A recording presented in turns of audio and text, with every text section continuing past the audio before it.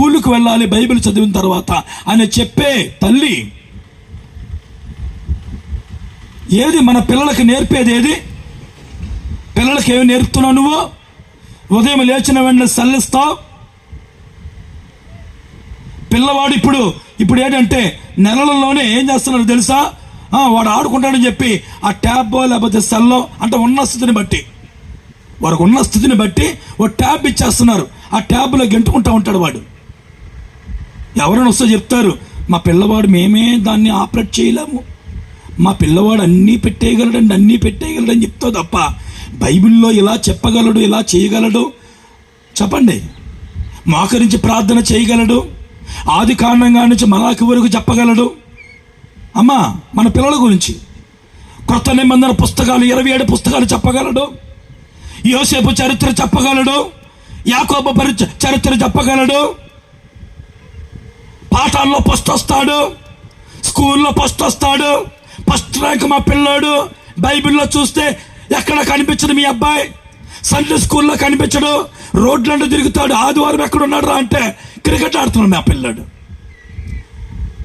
అమ్మ ఎక్కడున్నాడమ్మా మీ పిల్లాడు? బయట ఆడుతాడండి.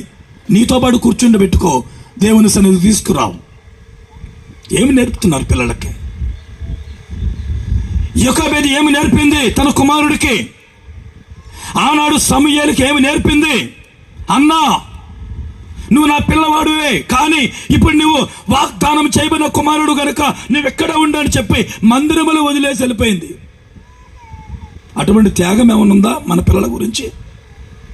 దేవుని పరిచర్య చేయరని అప్పచెప్తామా మన పిల్లలకి?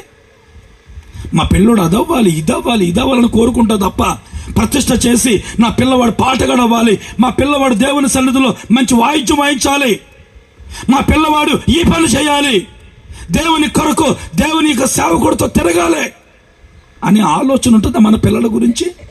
ఏమిటి ఆలోచన అంటే, మా పిల్లవాడు అరే నీకు ఆడికంటే తక్కువ ఎందుకు మార్కులు చేయరా, గద్దిచ్చేస్తాం, తిట్టేస్తాం, కొట్టేస్తాం.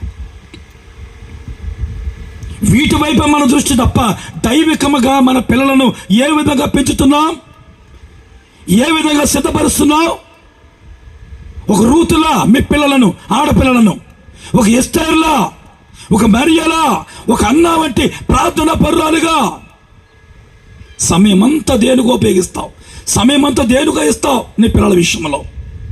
కనుక ఇక్కడ మనం చూస్తున్నప్పుడు యేసుక్రీస్తు ప్రభువారు ఎంతగా లోబడుతూ వస్తున్నాడు. పైన రాయబడుతుంది, ఎందుకనంటే ఆయన యెరూషలేము వెళ్తాడు, పస్కా పండుగకు వెళ్తారు, తీసుకెళ్తారు.